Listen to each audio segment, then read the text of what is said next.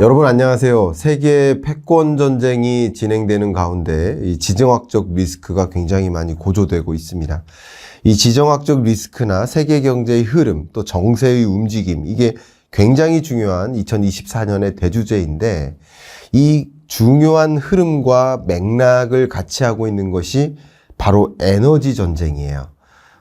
석유, 천연가스, 석탄을 비롯한 이 에너지 자원 전쟁이 기반이 돼서 패권의 어떤 전쟁의 흐름이 전개되고 있습니다. 가장 대표적인 예가 미국의 기축통화, 달러의 기축통화가 바로 오일머니라는 관점에서 비롯된 거 아니겠습니까? 그런 관점에서 이 세계 에너지 전쟁 지도를 좀 들여다보면 도움이 되겠다 싶어서 제가 좀 책을 꼽아봤습니다. 이 배경에 이게 나무도 있는데 색감도 좀 어울리는 것 같습니다. 세계 에너지 전쟁 지도, 이 책을 오늘 저랑 함께 북리뷰를 하면서 세계 패권 전쟁, 그리고 지정학적 어떤 불안, 그리고 러시아나 미국이나 중국 간의, 세계 주요 강대국 간의 어떤 긴장감이 조성되고 있는지 한번 같이 들여다보면 어떨까, 이런 생각으로 북리뷰를 진행해 보도록 하겠습니다. 저의 이제 독서 감상문이죠. 예, 진행해 보도록 하겠습니다. 먼저 이 저자는요, 히라타 다케오라고 그 와세다대 교수님이시고요. 지금 학교 내에 자원전략연구소 소장을 또 맡고 계십니다. 이분의 이 에너지 전쟁 지도라는 이 강의가 굉장히 유명합니다. 이 대학 내에서 16년 연속 화제의 명강의로 자리 잡고 있는데, 에너지를 기반으로 한 이 세계의 어떤 그 지정학적인 그 흐름, 어떻게 전개되는지 한번 지금부터 달려가 보도록 하겠습니다. 일단 기후전쟁에만 좀 집중하고, 또 개발도상국의 어떤 자원을 확보한 그런 개발도상국들의 어떤 움직임, 뭐 그런 것들도 중요하겠고, 자국 산업을 또 쇠퇴하게 만들어서는 안 되죠. 더군다나 에너지 자급률을 또 높이지 않으면 안 돼요. 에너지 안보라는 위협에 놓여요. 여러 가지 관점에서 이 지정학적 불안이 한국 경제에 주는 시사점도 굉장히 많습니다. 그런 부분들을 좀 적극적으로 좀 말씀을 드려보도록 하겠습니다. 이 책에 보면 격동하는 세계의 에너지 자원을 조망하는 그 오버뷰적인 장이 하나 있고요. 그 다음에 러시아, 독일, 미국, 중국, EU, 인도, 이렇게 세계 주요 열강들에 걸쳐서, 그 다음에는 당연히 동남아나 호주, 브라질, 또 중동, 일본에 걸쳐서 이런 세계 열강들과 주요 대륙들이 어떻게 이 에너지를 놓고 격동하는 지정학적 그런 움직임을 가져가고 있는지 한번 지금부터 달려가 보도록 하겠습니다. 먼저 푸틴 정권이 어떻게 에너지를 가지고 세계 영향력을 확대하고 있는지, 이 부분 러시아를 중심으로 좀 말씀을 드려보도록 하겠습니다. 17페이지의 문장을 좀 읽어보고 저의 추가적인 의견도 드리고 그런 식으로 가겠습니다. 2000년 이후 줄곧 권좌를 차지하고 있는 푸틴 정권의 에너지 전략. 러시아는 에너지 전략을 통해 세계에 미치는 영향력을 확대해 러시아, 우크라이나의 어긋난 관계를 짚어본 다음 유럽, 중동, 중국에 대한 러시아 영향력이 어떻게 확대되었는지 살펴보겠다. 이런 내용으로 시작합니다. 우리가 아마 기억하시는 것이 2022년에 불거진 러시아, 우크라이나 전쟁. 러시아의 침공이죠. 그 침공의 배경도 여기 담겨 있는데요. 결론적으로 보면 2020년, 21년에 코로나19의 충격이 있었고, 그 코로나19로 인한 경제 위기를 맞이하니까 어떻게 했어요? 세계적으로 유동성을 확대하고 금리를 끌어내렸죠. 그 막대한 유동성과 낮은 금리가 경기 부양에는 도움이 됐으나 이게 나중에 2022년 정도에 물가를 자극하는 요인이 돼요. 이게 수요발이죠, 수요. 네. 그리고 두 번째는 러우 전쟁이 시작됐습니다. 22년에. 러우 전쟁으로 인해서 러시아에 대한 경제 제재를 가하죠. 미국과 유로피언 국가들이 경제 제재를 가한다는 얘기는 러시아산 원유 쓰지 마, 러시아산 천연가스 쓰지 마, 이거잖아요. 경제 제재를 가하니까 러시아로부터의 원자재 공급이 부족해지고 우크라이나도 만만치 않은 자원 대국인데 이들 국가로부터 원활히 전쟁 중이니까 또 경제 제재가 있으니까 원활히 세계 주요 원자재 시장에 자원 공급이 안 돼요. 에너지나 자원 공급이 안 돼요. 이게 뭐죠? 공급발 충격이죠.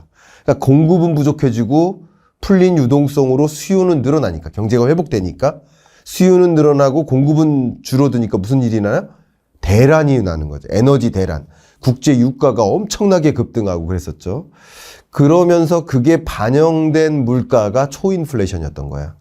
22년 6월에 전 아직도 기억하는 게 미국의 22년 6월 물가 상승률이 9.1% CPI 기준으로 이 9.1%는 우리 PD님 인생에 처음 경험하는 고물가예요. 41년 만에 고물가니까. 근데 미국만 그러냐? 유로피언 국가들도 워낙 러시아에 대한 에너지 의존도가 높았기 때문에 영국, 유로존 다 마찬가지입니다. 독일 이런 나라들이 워낙 러시아에 대한 에너지 의존도가 높기 때문에 이들의 에너지 가격 상승은 더 컸어요. 그러니까 이들은 심지어 물가 상승률이 10%를 초과했습니다. 그러니까 이런 고물가가 등장하니까 세계가 어떻게 합니까? 불이 짚어진 거예요, 물가가. 그 물을 끄기 위해 어떻게 해요? 물을 뿌리는 거예요, 이제 다시. 물을 뿌린다는 건 다시 뭐예요? 긴축적 통화 정책. 금리 인상을 동원한 거예요. 이런 고물가가 등장하고 그 고물가에 대응하기 위해서 고금리를 도입하고 지금 이런 모든 흐름 속에 에너지나 자원이 있는 거예요. 지금 우리가 경험하고 있는 또 금리 인하를 기다리는 분도 있고 더 추가적인 금리 인상 필요한 거 아니냐라는 이해관계에 따라 엇갈린 충돌은 있을 수 있지만 어쨌든 지금 우리가 놓여져 있는 경제 환경에는 러우 전쟁이 빠지지 않아요. 그러니까 러우 전쟁에는 역시 자원이 있는 거고 에너지가 있는 거고 그러니까 이 모든 경제 기조 속에 굉장히 중요한 것이 바로 이것이고 또 중요한 것은 24년 한 해 동안에도 가장 중요한 변수, 지정학적 불안이고 중동 전쟁이 만약에 확전된다. 그럼 국제 유가가 다시 $100 이상 초과한다. 그러면 2차 인플레이션이 야기되고 그럼 higher for longer, 더 높은 금리를 더 오랜 시간 동안 유지할 수밖에 없어요. 그럼 예상했던 대로 경제가 흔들리지 않고 뒤틀리는 거예요. 그러니까 이런 모든 그 기류 속에 자원이 있다라는 것, 에너지가 있다. 이런 말씀 다시 한번 드리겠습니다. 그러면 그 전쟁의 배경, 우크라이나와의 관계, 러시아 입장에서 지금은 이 러시아 접근입니다. 지금 1인칭, 2인칭, 3인칭을 구분했을 때 러시아 관점에서의 이야기입니다. 말씀드려보겠습니다. 우크라이나는 러시아와 유럽 사이를 잇는 파이프라인이 통과하는 중요한 나라다. 벌써 중요한 기류가 흐르죠. 러시아에서 우크라이나, 슬로바키아, 체코 등을 경유하여 독일로 천연가스가 대량 수송된다. 러시아산 천연가스는 독일로 운반되어 국내에서 소비될 뿐만 아니라 유럽 각국으로 수출되므로 독일의 우크라이나의 중요성은 매우 크다. 그러니까 독일로 전달되는 에너지의 절대적인 비중이 우크라이나를 통하니까. 그러니까 우크라이나는 독일의 입장에서도 중요한 거예요. 그러니까 러시아 입장에서도 중요하지만 1991년 소련이 붕괴했었죠. 그때 러시아와 우크라이나가 분리됐었단 말이에요. 근데 그때부터 파이프라인을 둘러싼 굉장히 골치 아픈 그런 신경전이 시작됐었다라고 책에서도 얘기합니다. 아마 여러분들 기억하실지 모르지만 그때 등장한 기업이 가스프롬. 그러니까 러시아의 국영 가스 회사죠. 이 가스프롬이 우크라이나의 파이프라인 관리권을 요구했는데 거부당했어요. 당연히 러시아는 화가 나죠. 그러니까 우크라이나를 아예 우회해서 벨라루스, 폴란드 이를 경유하거나 혹은 흑해를 통과하는 다른 파이프라인을 이제 건설하는 것이죠. 그런 소련이 붕괴된 이후에 그런 일들이 전개됩니다. 뭐 그 역사적인 얘기를 조금 삼가하고 결론적으로 러시아는 우크라이나를 우회하는 대용량 파이프라인을 손에 이제 넣기 시작했고, 그럼 2011년에 독일과 러시아를 직통으로 잇는 그 파이프라인 굉장히 유명하죠. 노르트 스트림이 개통됐고요. 그리고 21년에는 이걸 한층 더 용량을, 그러니까 파이프라인을 더 키운다고 생각하시면 좋아요. 그러면 이 노스트림 2가 등장하죠. 그래서 이 파이프라인이 완성됐고 이 파이프라인을 통해서 이 굉장히 많은 그 천연가스를 공급하는 그런 라인이 형성됩니다.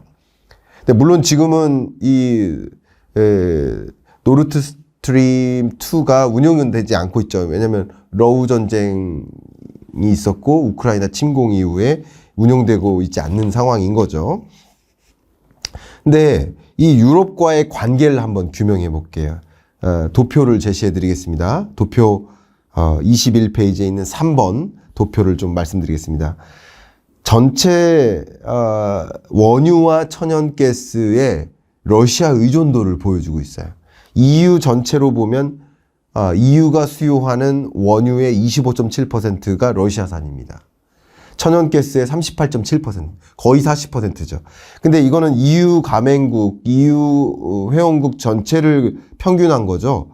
근데 예를 들면 일부 국가들 말씀드릴게요. 체코, 라트비아, 북마케도니아, 세르비아 제가 굉장히 좋아하는데 여러분 잘 아시는 조코비치, 우리 테니스 좋아하는 사람은 잘 아시죠. 세르비아, 그리고 보스니아, 헤르체코비나, 몰도바 공화국 이런 나라들은 그들이 이용하는 천연가스의 100%가 러시아산이에요. 그러면 미국이 유럽한테도 지시를 했죠. 동맹국이니까 러시아산 천연가스 쓰지 마. 그럼 이런 나라들 어떻게 될까요? 에너지 대란이 오는 거죠. 그럼 에너지 가격이 어떻게 될까요? 천정부지도 솟겠죠. 굉장히 큰 문제예요. 그 밖에도 좀 굵직한 나라들 볼게요. 굵직한 나라들. 독일이 65.2% 천연가스. 65.2% 진짜 어마어마한 겁니다. 이게 우리 요소 공급 차단했었던 일 기억나시죠? 중국이. 물론 96%나 이 요소를 중국에 의존을 했었지만 요소가 미치는 영향과 천연가스나 석유가 미치는 영향은 레벨이 다를 겁니다. 제가 그 말씀 드리는 거예요. 그러니까 엄청나게 많은 천연가스와 석유를 러시아에 의존하고 있었단 말이에요. 그 밖에 좀 굵직한 나라 중에 이탈리아가 43.3%. 예. 그리고 또 루마니아 44.8%, 네덜란드 30.3%. 이런 많은 나라들이 아일랜드 정말 많은 나라들이 불가리아 같은 경우도 75.2%. 정말 많은 나라들이 러시아에 거의 전적으로 원유와 천연가스를 의존하고 있는 그 도표를 보시면 확인하시겠지만 이마만큼 러시아와 유럽과의 관계는 에너지를 통해 비롯된다. 이렇게 좀 정리를 해볼게요. 근데 러시아에 우크라이나 침공이 있었고 그 이후에 독일은 우크라이나 지원에 소극적이었죠. 미국이 러시아의 경제 제재를 가하고 유럽의 동참을 원했어요. 근데 그 중에서 독일은 좀 소극적이었어요. 소극적인 이유가 여러 가지가 쭉 설명이 되고 있는데 각국이 우크라이나에 무기를 지원하거나 했는데 독일이 뭐 지원했는지 아세요? 그때 헬멧 지원했어요.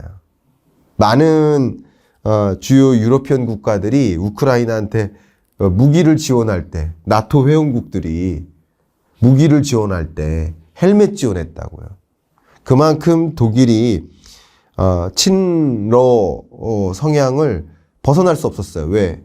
에너지에 대한 의존도가 너무 전적으로 높기 때문에. 우리나라 생각해 보세요. 석유 한 방울이라도 납니까? 한 방울도 안 나요. 근데 만약에 전적으로 의존하고 있는 그 나라한테 함부로 그 나라의 적대국에게 무기를 추가 공급하고 그렇게 하면 우리 에너지 차단하면 우리나라 어떻게 됩니까? 마비되겠죠. 마찬가지예요.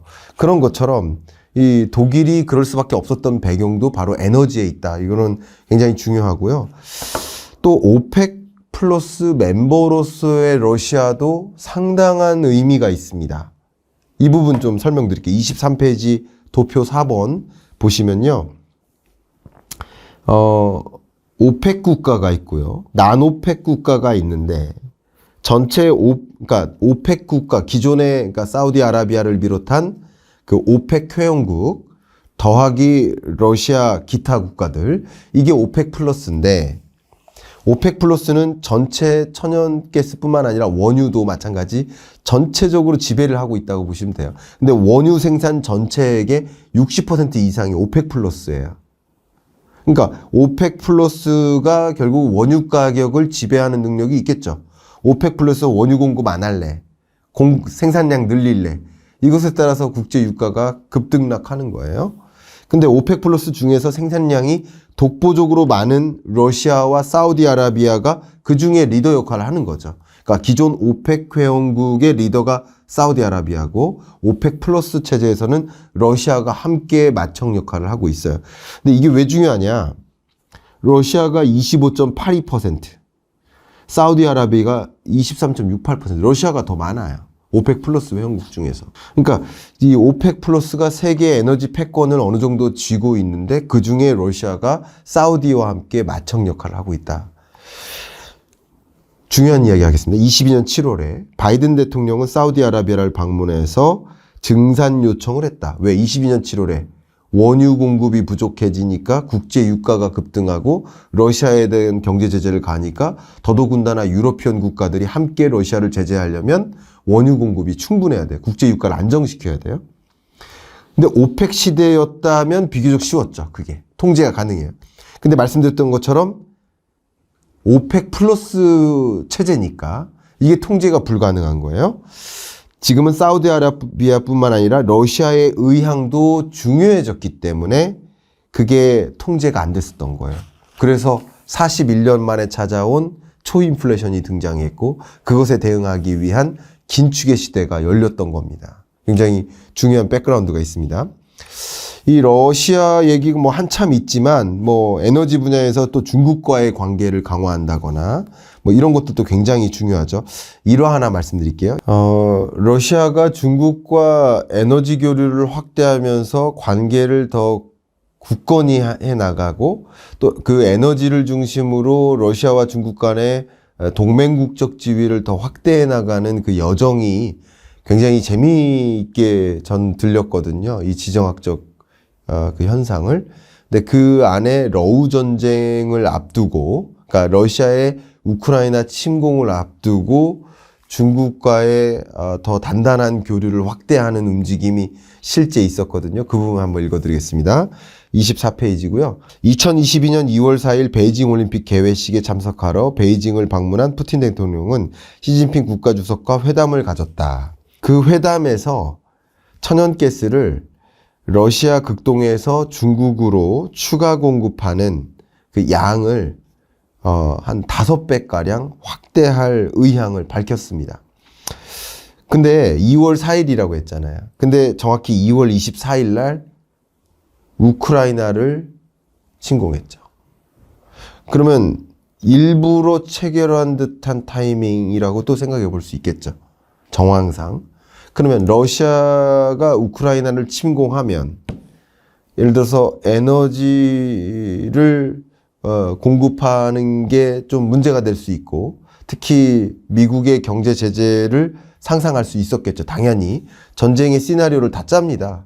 그러면 미국이 가만히 있지 않을 것이고, 미국이 러시아에 대한 경제 제재를 가하고, 나토가 역시 러시아로부터 원유나 천연가스 수입을 좀 줄이고, 이런 움직임이 있을 때 러시아는 어떻게 될까요? 이 공급량을 다른 나라에 공급을 해야 되겠죠. 그 파트너국이 누군가요? 바로 중국인 거예요. 자, 더 읽어보겠습니다. 유럽 국가들이 러시아 석유 수입을 금지하고 천연가스도 탈러시아를 추진하는 가운데 새로운 판매처를 찾아 러시아와 글래스고 합의에 따라 석탄 소비를 줄이면서 경제 성장을 지탱할 에너지를 안정적이고 경제적으로 확보해야 하는 중국 양국 모두의 이득이 되는 계약이다. 그러니까 이런 중국과의 어떤 은밀한 에너지 안보 체제를 형성해 나가는 이런 것들도 결국 러우 전쟁이 시작됐고 미국이 러시아에 대해 경제 제재를 가하면서 오히려 러시아와 중국은 동맹국적 지위를 더 견고히 하는 모습, 이런 모습도 다 에너지가 백그라운드가 됐다라고 생각을 해볼 수 있겠네요. 러시아로서는 어쨌든 국제 유가가 올라가고 그리고 그 에너지를 안정적으로 수출만 한다면 뭐 남는 정서라고도 볼 수 있죠. 전쟁을 일으키는 것이. 그런 것들도 다 한 몫을 합니다. 어쨌든 세계 에너지 시장에서 러시아가 정말 막대한 그 존재감을 가지고 있기 때문에 그 에너지를 가지고 어떤 영향력을 계속 유지하는 그런 모습이지 않나 이렇게 생각해 볼 수 있겠는데요. 러시아를 조금 더 구조적으로 설명드리겠습니다. 94페이지 보시면요. 러시아는 석유와 천연가스 생산 모두 세계에서 손꼽히는 나라다 했는데 95페이지에 표를 제시해 드리겠습니다. 표 2-2인데요. 러시아가 석유 생산 상위 10개국 중에 2등이에요. 미국 다음. 천연가스 생산 10개국 중에 2등입니다. 석유 수출 상위 2위고요. 천연가스 수출 1위입니다. 그러니까 석유, 천연가스 생산이나 수출에 있어서 고르게 1, 2등을 유지하고 있어요. 그러니까 평균 순위를 나누면 러시아가 1등이에요.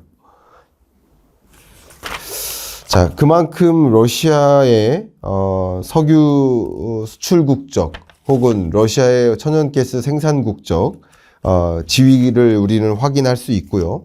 그 지위를 또 유지하기 위한 그 배경에는 러시아의 국영기업이 있죠.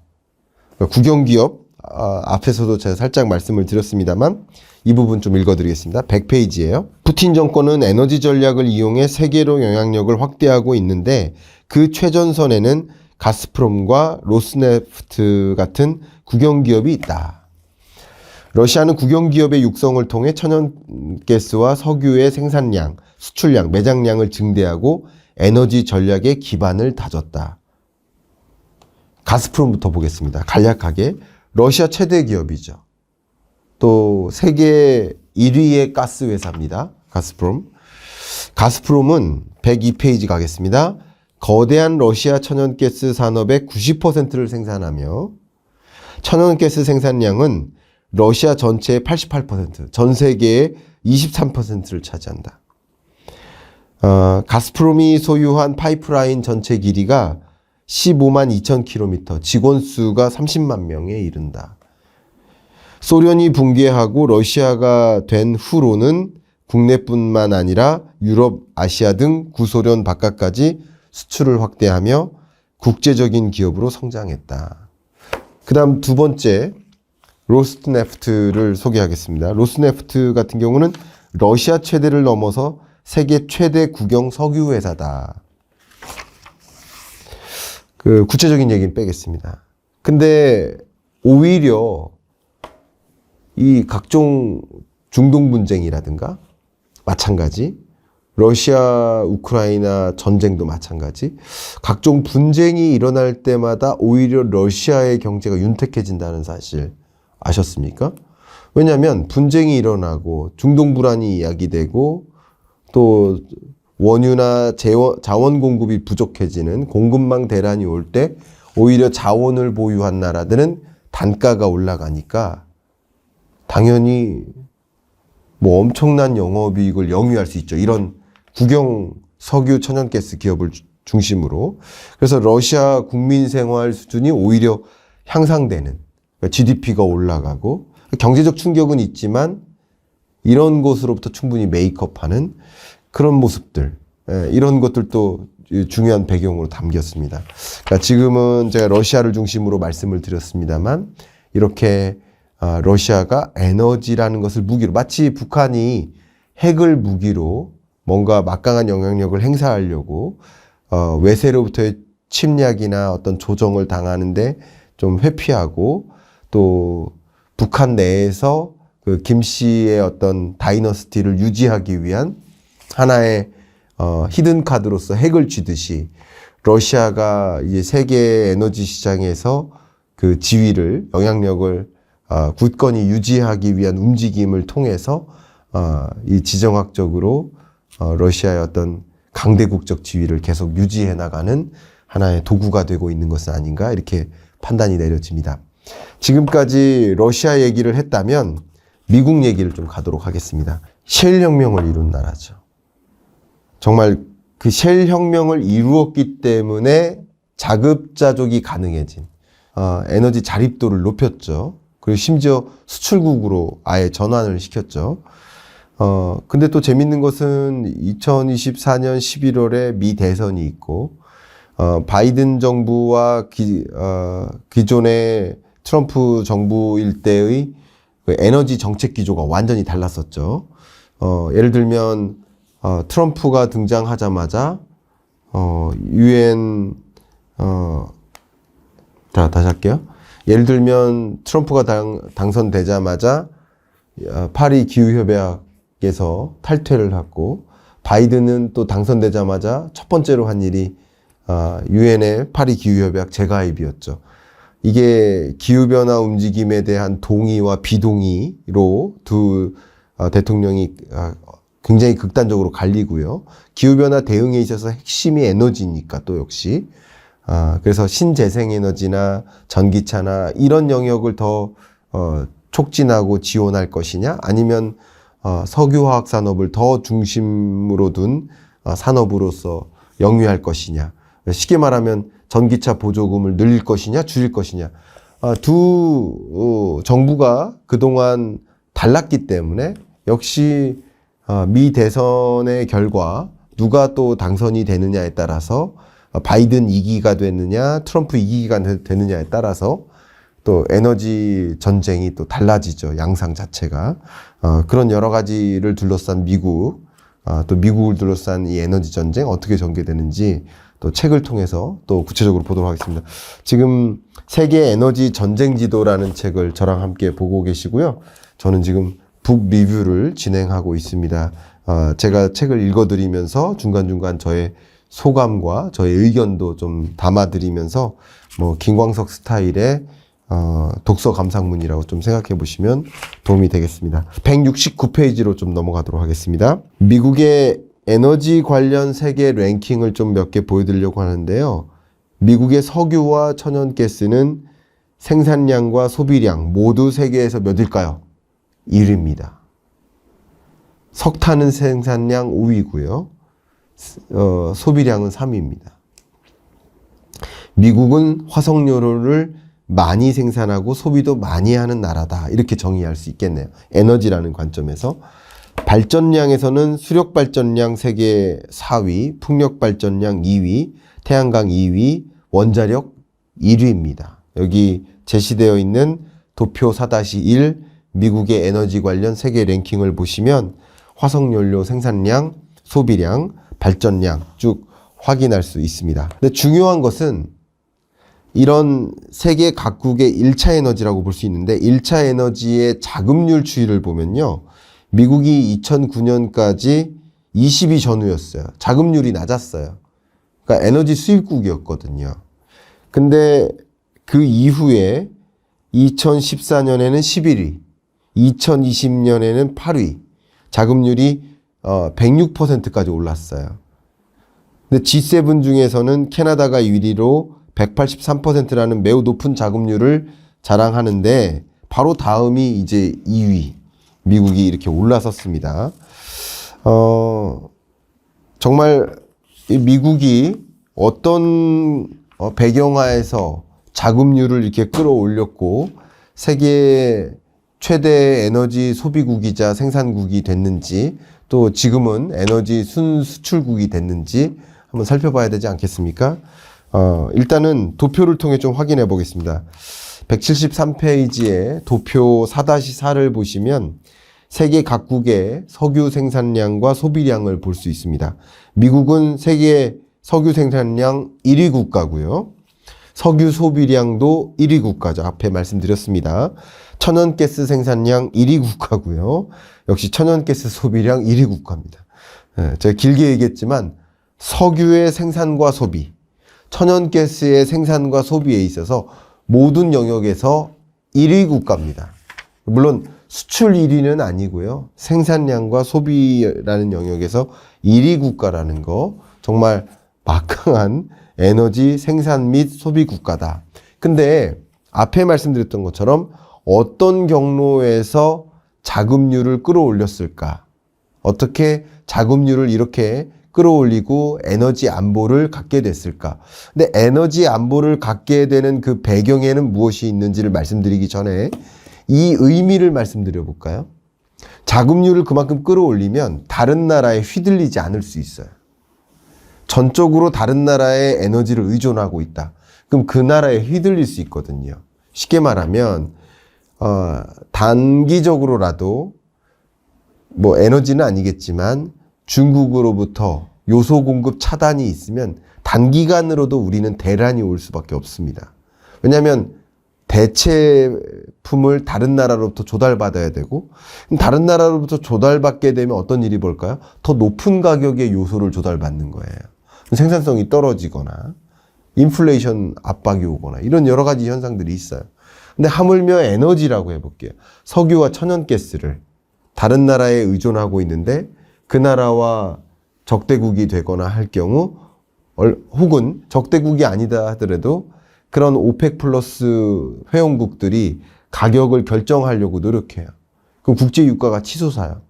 그때 자립도가 있다면 자립도가 있는 나라들은 그런 국제유가가 상승하거나 움직임, 변동성에 휘둘리지 않을 수 있거든요. 이런 관점에서 뭐 에너지 안보 면에서 자립도 면에서 패권 전쟁에 있어서 자립도를 유지하는 게 굉장히 중요하다고 볼 수 있겠습니다. 그 배경에는 뭐가 있었다? 그 배경에는 셰일 혁명이 있었다. 자, 그럼 셰일 혁명 지금부터 달려가 보도록 하겠습니다. 미국을 격변시킨 게 뭐다? 셰일 혁명이다 라고 이렇게 표를 하고 있는데 설명드리겠습니다. 미국은 천연가스와 석유 생산에서 세계 1위지만 극히 최근의 성과인 것이다 라고 표현하고 있습니다. 그 극히 최근의 성과는 뭐예요? 그동안에는 중동과 베네수엘라에 전적으로 의존하면서 에너지를 수입해 왔고요. 이 구조를 정말 단기간 안에 짧은 시간 안에 뒤집은 것, 그게 뭐겠습니까? 혁명이에요. 혁명은 조금 더 변화가 짧은 시간 안에 급격히 이루어진 걸 가리킬 수 있겠죠. 그러니까 천천히 오랜 시간 동안 걸쳐서 이루어졌다. 그럼 변화인데 짧은 시간 안에 급격히 이루어졌다. 그러면 좀 혁명에 가까운 표현이 될 것 같아요. 근데 기존에는 전통 가스와 수반 가스만 존재했지만 셰일 혁명으로 셰일 가스 생산량이 급증하게 된 거죠. 그 셰일에 대해서는 제가 구체적으로 말씀 안 드리겠습니다. 그러니까 셰일이 일종의 모래, 진흙에서부터 나온 건데 그냥 뭐 여러분 잘 아시겠지만 셰일층이 있어요. 그러면 셰일층에 보면 이 셰일층의 암석 틈 사이에 가스와 오일이 있는 거예요. 근데 그동안에는 이 석유 자원이 이렇게 뽑아내는 방식, 그러니까 전통 가스와 혹은 가스의 형태로 저장된 것을 빨아 올리는 방식으로 채굴이 있었단 말이에요. 근데 셰일 가스 같은 경우는 암석 틈에 있단 말이에요.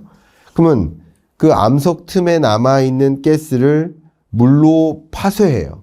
파쇄한 다음에 채굴하는 방식, 이런 새로운 방식을 도입함에 따라서, 그러니까 이런 새로운 기술 개발이 없었다면 셰일 오일, 셰일 가스를 채굴할 수 없었고, 그러면 이런 새로운 기술이 없었다면 셰일 가스, 셰일 오일을 매장되어 있다 하더라도 매장되어 있는 셰일 가스, 셰일 오일을 채굴하는 비용이 너무 비쌌던 거죠. 그럼 너무 그 비용이 더 들어가면 그 캐내나 마나 한 것 아니겠습니까? 근데 기술 개발로 인해서 캐내는 비용이 줄어든 것이고, 앞에 말씀드렸던 것처럼 물로 이것을 파쇄한 다음에 그 다음에 채굴해서 이것을 이제 정제하는 방식으로 셰일 오일, 셰일 가스를 채굴하는 거죠. 그러니까 이런 셰일층의 암석 틈에 남아있는 이런 에너지를 채굴하는 기술 개발을 통해서, 기술 혁신을 통해서 이걸 채굴할 수 있었고, 채굴하게 됨에 따라서 엄청난 매장량과 또 생산량을 가질 수 있었고, 그것을 생산한 것을 일정 부분 수출도 하고 있는 수출 국가로 전환됐다. 그러니까 당연히 국제 유가가 높은 상황을 그런 높은 상황에서 흔들릴 수도 있었던 나라가 이제는 덜 흔들리는 나라가 되게 되고, 일정 부분은 수출 국가니까 에너지 가격이 높은 곳이 자국에 좀 유리한 부분으로도 작용하겠죠. 여러 가지 것들이 혼재됩니다. 예, 그런 것들을 좀 살펴보면 좋겠습니다. 미국의 어떤 에너지 혁명 혹은 에너지의 어떤 전반적인 기류에 있어서 우리가 빼놓을 수 없는 것이 뭘까요? 바로 전기차죠. 미국 하면 전기차, 전기차 하면 또 테슬라라는 이름이 또 연상되다시피 하니까 이 EV 혁명, 전기차 혁명을 말씀드리지 않을 수가 없습니다. 197페이지로 좀 가보겠습니다. 에너지 규제나 제도를 50개 주에서 각자 결정하고 연방정부는 주 경계를 넘는 정책에만 관여한다. 그러니까 각 주가 50개 주 각자가 에너지 정책 제도를 스스로 마련하는 거예요. 석유, 천연가스, 석탄 등이 생산되는 주가 있고 그런 에너지가 생산되지 않는 주가 있으니까 당연히 주마다 규제의 내용이 다르겠죠. 특히 재생에너지 정책을 열성적으로 추진하는 주가 있고 재생에너지 정책을 적극적으로 추진하지 않는 주가 있어요. 주마다 다른 거예요. 또 전력 규제가 강한 주가 있고 또 뭐 자유화를 추구하는 주가 있고 뭐 여러 주마다의 성격이 좀 강합니다. 근데 예를 들어서 재생에너지 정책을 가장 적극적으로 추진하는 주 중에 하나가 캘리포니아 주죠. 캘리포니아 주 같은 경우는 전기차가 어떨까요? 굉장히 잘 팔립니다. 그 에너지 정책에 있어서도 참 주마다 많이 차이가 있지만 어떤 특정 주나 어떤 특정 도시 같은 경우는 예를 들어서 법인세를 0으로 만들어서 많은 기업들이 그 도시로 유입될 수 있도록 환경을 만들고 그런 뭐 주나 도시가 있고 이렇게 여러 가지로 전략적으로 좀 차이가 있습니다만 제가 지난주에 아틀란타에 다녀왔고 조지아주에 있죠. 아틀란타 지역 같은 경우는 지금 SK온이 대규모로 건설되고 있습니다. 제가 실제 거기 다녀왔고 그 SK온 그러니까 배터리 회사죠. 건설 현장 또 현대 기아차가 있고 LG전자도 있고 이런 많은 기업들이 그 아틀란타의 공장을 또 확대 건설하고 있는 이런 모습들을 제가 눈으로 확인을 했는데 그 모습이 정말 장엄하더라고요. 그러니까 주마다 여러 성격들이 달리 구성되어 있고 그러니까 에너지 정책도 특히 전통 에너지를 현재 채굴하고 있느냐 아니냐에 따라서 정책 기조도 많이 차이가 있을 수 있겠죠. 특히 그러니까 전통 에너지 산업, 화석연료 산업이 중요한 주 같은 경우는 아무래도 기후변화 대응에 좀 적극적이진 않을 것이고요. 반대로 전통 화석연료 에너지가 채굴되지 않는 지역 같은 경우는 조금 더 재생에너지라든가 전기차 보급에 조금 더 목소리를 내는 방식으로 주가 운영될 수 있겠다라고 가늠하실 수 있겠죠.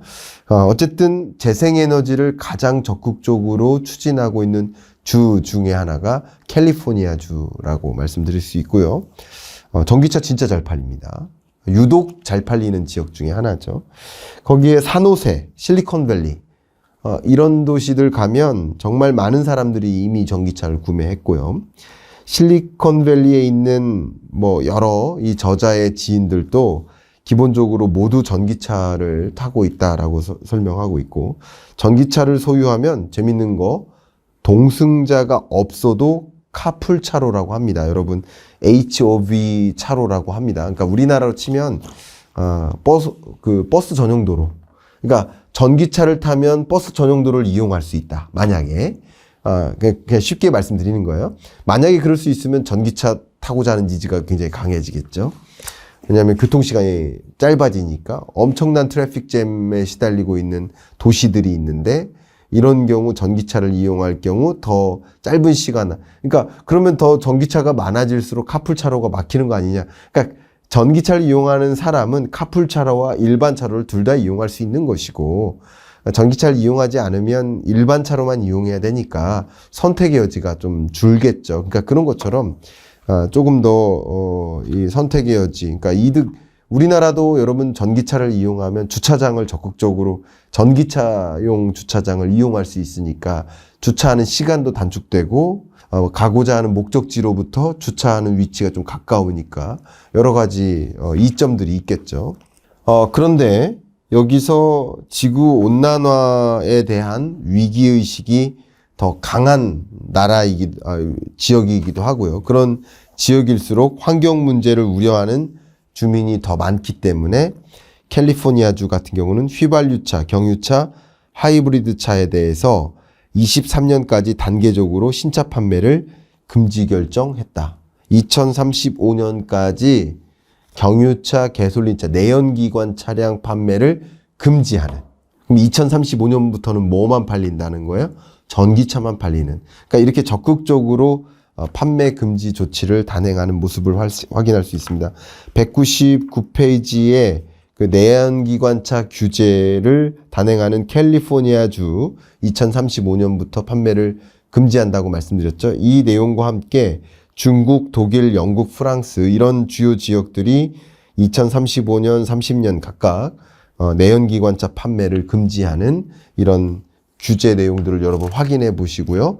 이런 움직임 속에서 전기차가 소위 메인스트림, 지금은 일시적으로 캐즘에 놓였다라고 말씀드렸어요. 여러 가지 이유들 때문에 캐즘이 나타난 일시적인 현상이 있지만 캐즘을 건너가는 과정에서 주류 시장, 그러니까 85% 나머지 시장을 차지하기 위한 전기차 기업들의 행보가 나타날 것이고 그런 것들을 여러분 주목해 볼 수 있겠다라고 의견을 몇 번 드렸습니다. 그런 것들도 좀 확인해 주시면 좋겠습니다. 이런 움직임 속에서 세계 신차 판매 대수와 전기차 전환 비율 추이가 2030년 세계 전기차 비율을 51%로 추정하고 있습니다. 보스턴 컨설팅 그룹이 발표한 전망입니다. 여기 자료를 보여드릴게요. 200페이지에 있는 도표 4-16입니다.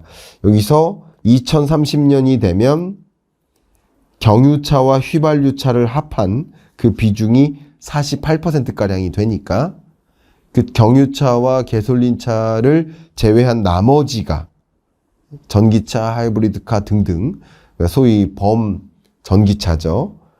이런 전기차 비중이 50%를 넘어서는 거예요. 2030년이 되면. 이렇게 전망을 하고 있죠. 그러니까 2030년이 되면 51%가 전기차 비중으로 되는 거예요. 그만큼 전기차 시장에 대해서 매우 긍정적으로 보고 있고 제가 앞에 말씀드린 것처럼 2024년 지금은 일시적인 캐즘과 같은 현상들이 있는데 왜 그런지는 여러분께 좀 그 영상을 확인해 주시길 추천드리도록 하겠고 그런 현상 속에서 휘발유와 경유차 같은 것이 많이 대체되겠다. 그리고 제일 위에 있는 이 전기차, 하이브리드카, 플러그인 하이브리드카, 마일드 하이브리드카 이런 순서로 비중을 차지하고 있는데 이렇게 점차 전기차로의 전환 이런 것들이 눈여겨질 텐데 여러분께도 이런 움직임은 어떻게 전개될까를 가늠하시는데 오늘 이 책 내용이 좀 도움이 되길 바랍니다. 특히 대통령마다 이 지구 온난화, 기후변화 대응에 대한 그 정책 기조가 완전히 바뀜을 제가 말씀드렸고 트럼프가 당선이 되느냐 바이든이 되느냐에 따라서 에너지 정책 기조가 완전히 다름을 제가 강조하고 있는데 205페이지에 바로 그런 내용들이 나옵니다. 이 사파를 제시해 드리겠습니다. 205페이지에 있는 트럼프 대통령의 에너지 정책, 바이든 대통령의 에너지 정책 두 개를 좀 비교를 했는데 다른 걸 좀 떠나서 한 가지만 강조한다면 지구 온난화 대응 관련 규제를 트럼프는 완전히 철폐해버리죠. 근데 바이든은 탄소 중립을 추진하죠. 그러니까 탄소 중립을 무시한 대통령과 탄소 중립을 적극적으로 추진하는 대통령. 탄소 중립이라는 것은 이산화탄소를 배출한 양이 있다면 그걸 흡수하기 위한 노력도 같이 해서 카본 뉴트럴라이제이션 결과적으로 탄소 배출량과 흡수량을 똑같게 만들어서 결과적으로 0이 만드는 그걸 이제 탄소 지로라고 하죠. 탄소 제로 정책. 그러니까 그게 탄소 중립 정책입니다. 그런 정책들을 움직이는 데 있어서 노력 중에 하나가 뭐예요? 전기차 확대고 수력, 풍력, 또 그 밖에 물론 여기서는 그 원자력도 포함이 됩니다. 그러니까 원자력 발전 같은 경우는 미국이나 유러피언 국가들이 석유 화학 산업 혹은 내연 기관차와 같은 이제 그런 화석연료 기반과 비교했을 때 원자력 발전이 만약에 그 사고가 없다면 클린하다고 보는 거죠. 사고가 나면 더 큰 위험이 있지만, 그래서 안전을 전제로 한 이 원자력 발전도 이제 여기서는 어쨌든 그린 에너지로 분류를 합니다. 이게 텍서넘이에요. 어쨌든 그런 분류 기준상 이런 영역들을 좀 강조하면서 탄소 중립을 추구하는 이런 움직임, 굉장히 많이 강조를 하고 있습니다. 그런 부분까지 좀 참조가 되길 바라고요. 어쨌든 그러면 바이든 정부가 2기를 맞이할 것인가, 트럼프가 2기를 맞이할 것인가에 따라서 에너지 정책 기조가 완전히 바뀔 것이고, 그게 지정학적인 움직임을 굉장히 또 강하게 가져갈 것이고, 산업의 어떤 흥망성쇠도 동시에 가져올 것이다. 이렇게 그림을 그리시면 도움이 되겠습니다. 자, 지금까지 이제 러시아 이야기했고, 미국 얘기를 했죠. 빼놓을 수 없는 것이 바로 중국 이야기입니다. 지금 보시는 것처럼 세계 에너지 전쟁 지도라는 책이니까 결국 에너지를 가지고 세계 주요 강대국들이 패권 전쟁을 일으키고 있다. 그 세계의 패권 전쟁에는 중요한 밑바닥에 깔려 있는 기류 중에 하나가 바로 에너지인 것이다. 이렇게 강조를 하고 있는데 이번에는 중국 얘기를 하지 않을 수가 없습니다. 한 줄로 좀 정리를 한다면 러시아와 연계를 강화하는 한편 재생에너지 산업에서 세계를 석권하는 세계 최대의 에너지 소비국이다라고 이렇게 표현을 하고 있습니다. 이 이야기 하나하나 좀 가보도록 하겠습니다. 먼저 세계 속에서 에너지 관점에서의 중국의 위치를 좀 먼저 확인해 보도록 하겠습니다. 213페이지 제가 잠깐 읽어드리겠습니다. 중국의 1차 에너지 소비량은 경제성장 과정에서 미국의 1차 에너지 소비량을 2009년에 역전하였고 그 후로도 계속 증가하고 있다. 도표 5-1 중국의 에너지 소비량 구성에서는 석탄 비중이 가장 크다. 소비량에서 석탄이 차지하는 비율은 2019년 기준 58%이고 석유 19%, 천연가스 8%로 화석연료만 85%에 달한다. 도표 5-1이 제시되어 있죠.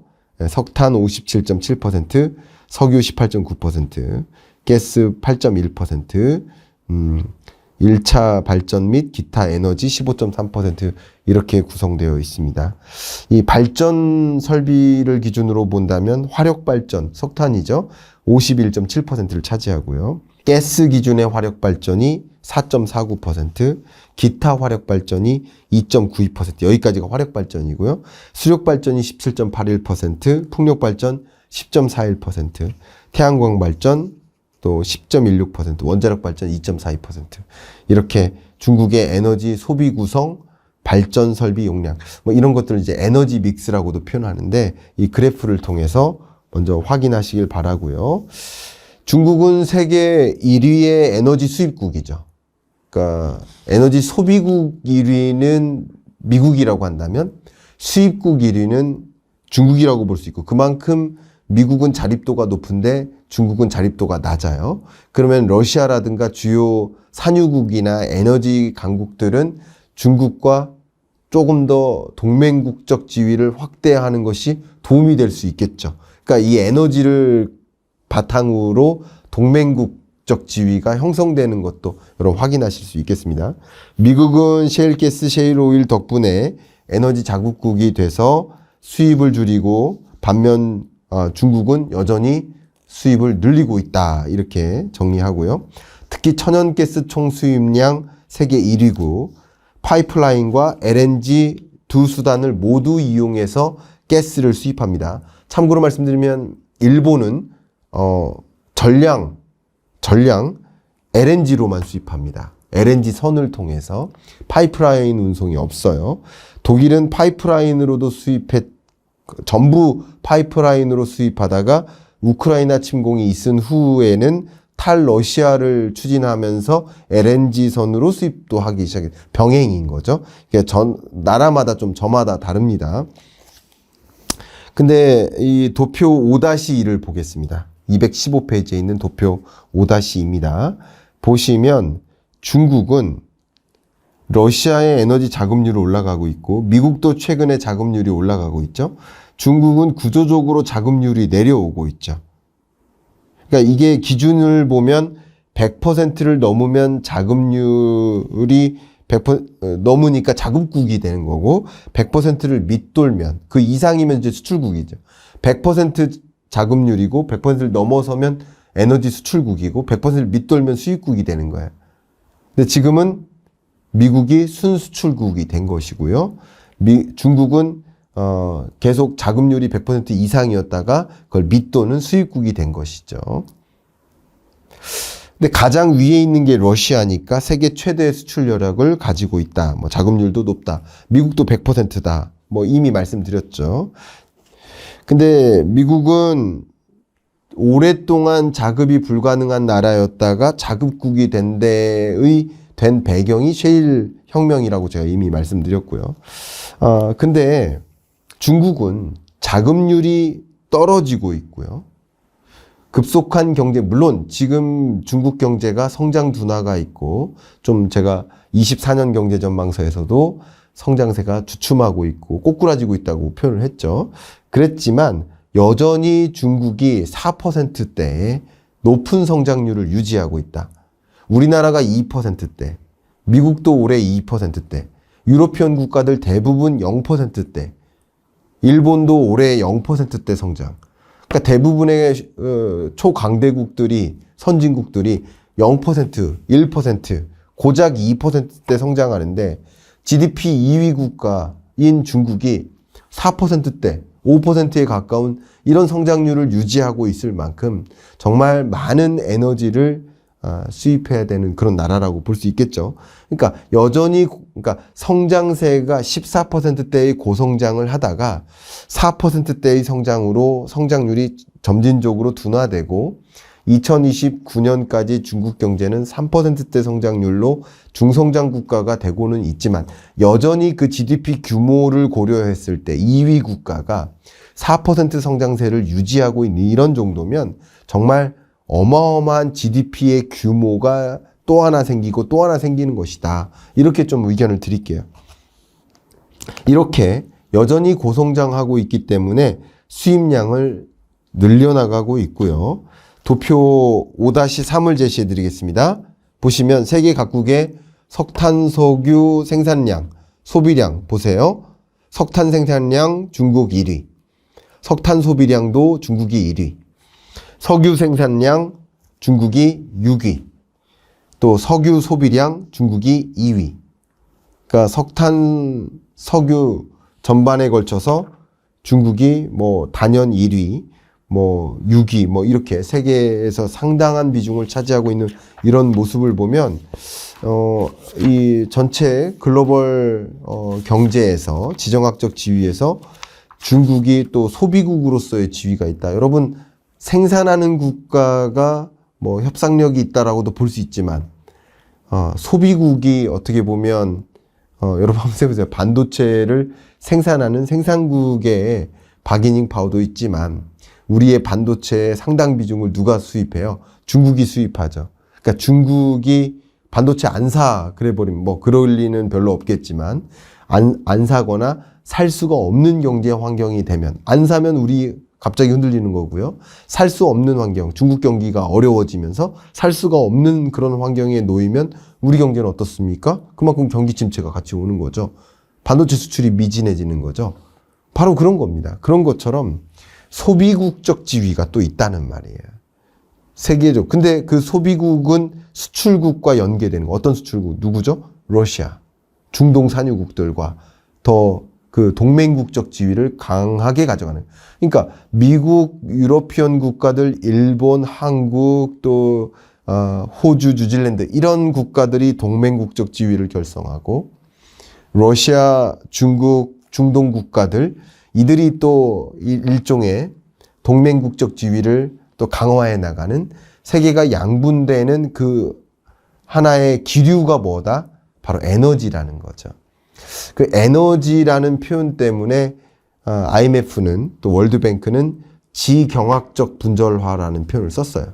그러니까 지정학적 분절화이기도 하지만 지정학은 이 분절화는 세계가 파편화되고 둘로 나뉘고 블록 경제가 형성된다는 얘기인데 거기에 경제, 지경학적, 지오 이코노미컬이라는 표현을 쓴 이유는 바로 에너지 경제가 포함되는 개념이 되겠죠. 공급망적 지위 이런 것도 좀 같이 생각해 본다면 중국이 또 최대 생산국이자 소비국으로서의 지위가 있기 때문에 동맹국적 지위를 함께하고 이것이 지정학적인 움직임, 움직임을 가져오는 그런 하나의 동력이 된다라고 본다면 이런 것들도 세계 주요국들의 정세, 움직임을 이해하는데 에너지 패권 전쟁을 좀 이해하는 거 도움이 될 것 같습니다. 저와 함께 세계 에너지 전쟁 지도라는 책을 리뷰하고 있고요. 제가 잠깐 먼저 읽고 중요한 부분들을 여러분께 읽어드리면서 또 주요한 내용들을 제가 코멘트 해드리고 있는 중인데 중국 경제 얘기를 하니까 또 중국 에너지 얘기를 하니까 빼놓을 수 없는 것이 바로 중국 전기차입니다. 제가 앞서서도 말씀드렸지만 중국의 어떤 전기차가 몰려오고 있다. 그래서 지금 전기차 시장에 배터리 시장에 일시적인 충격, 캐즘과 같은 현상이 일시적으로 나타나고는 있는데 그런 이야기들 제가 경익남 141화에서 충분히 설명을 드렸죠. 안 보신 분은 141화를 또 보시길 바라고요. 지금은 전기차 제조 대국으로서 부상한 중국의 전기차가 세계에 몰려오고 있다라는 이야기를 좀 해드리도록 하겠습니다. 이 책에서도 이 표를 명확히 제시해주고 있지만 조금 더 업데이트된 정보로 말씀을 드리면 세계 1위 전기차가 누굽니까? 테슬라입니까? 아니에요. 2위로 바뀌었습니다. 1위가 누구죠? BYD, 비아드입니다. 물론 세계 전기차 시장에서 반 이상, 반 조금 넘습니다. 반 이상이 중국 시장이니까. 비아드 같은 경우는 중국 시장을 중심으로 중국 시장의 예를 들어서 100%는 아니지만 절대적인 비중을 차지한다라고 하면 그만큼 세계 시장에서 절대적인 비중을 차지하는 거라고 볼 수 있겠죠. 그래서 비아드가 지금 1위고요. 비아드 1위, 2위가 테슬라. 3위가 지리입니다. 4위가 폭스바겐이고요. 또 5위가 상하이 자동차, SAIC, 상하이 자동차. 그러니까 중국 기업이 벌써 5위 안에 3개가 들어가요. 그리고 세계 시장에서 50% 이상이 중국 시장이고요. 더 중요한 것은 세계 전기차 시장에서 중국 시장을 제외한 나머지 반토막에서도 중국의 비중이 계속 늘어나고 있습니다. 이게 중요한 거예요. 지금은 12.5%까지 올랐습니다. 23년 기준으로. 그러니까 이렇게 중국의 전기차가 몰려오고 있다는 사실을 우리는 유념하지 않으면 안 됩니다. 이건 팩트니까요. 228페이지 좀 구체적으로 말씀드리겠습니다.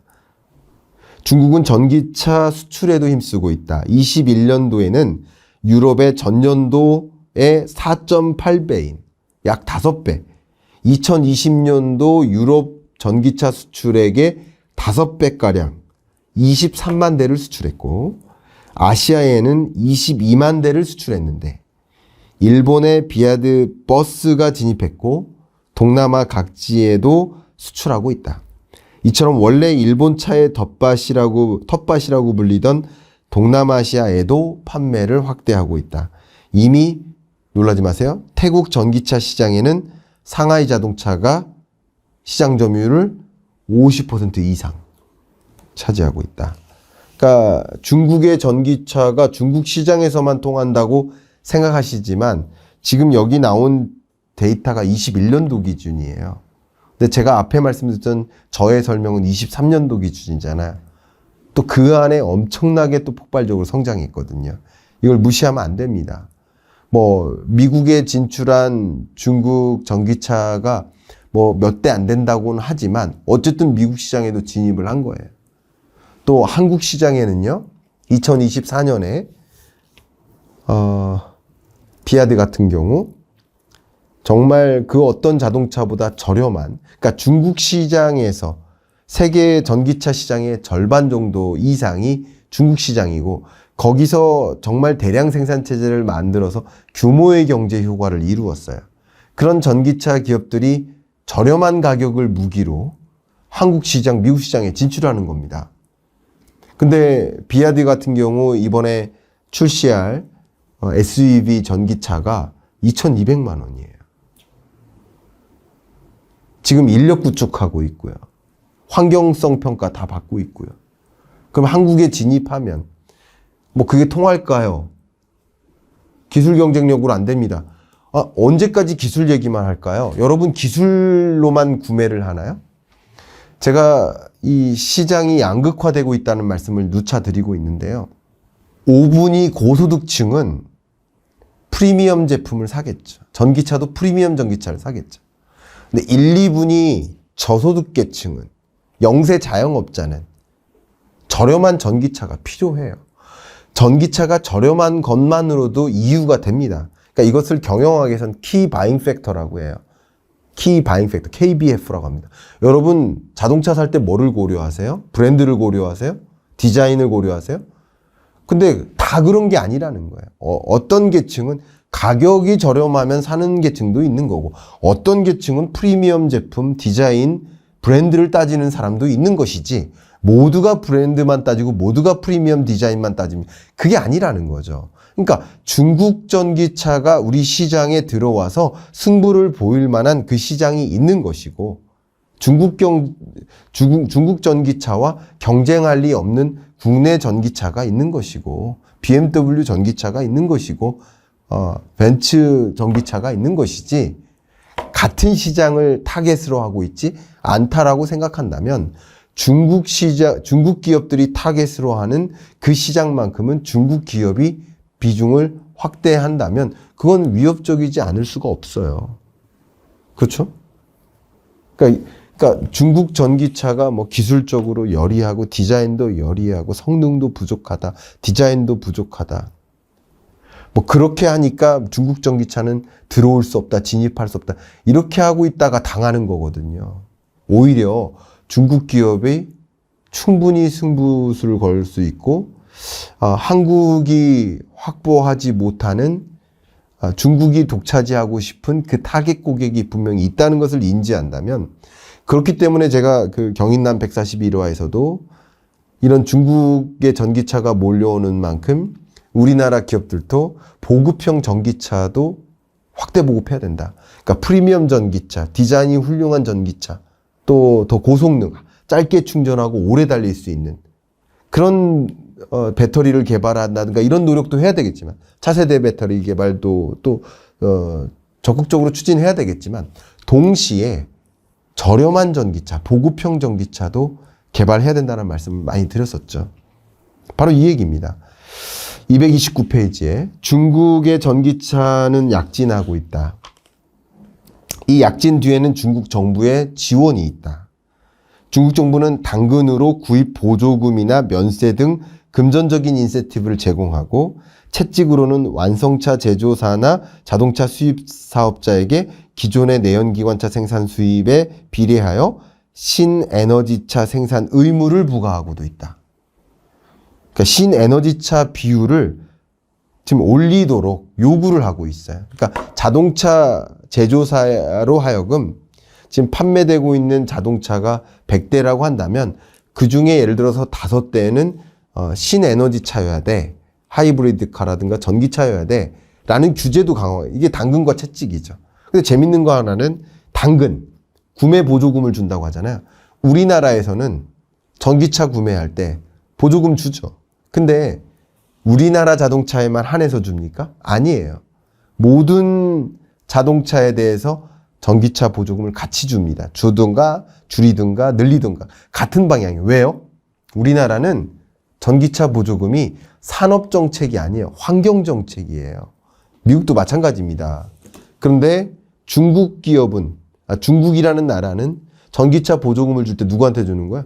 중국산에만 한해서 줘요. 산업정책이라는 거죠. 이거 불공정한 무역 아니냐라는 것을 근거로, 그거밖에 여러 가지 일들도 있지만 미국이 어떻게 합니까? 중국 전기차에 대해서 관세를 기존 25%에서 100%로 끌어올리는. 왜냐하면 이것은 WTO 관행에 맞지 않다. 이러면서 무역 패권 전쟁이 전개되는 그 근간이 전기차고, 지금 현재 그 전기차는 바로 에너지 전쟁이라고 볼 수 있겠죠. 그러니까 이런 글로벌 경제 속에서 세계 주요국들, 강국들, 열강들이 에너지 패권 전쟁을 일으키고 있다라고 좀 요약을 해볼 수 있겠습니다.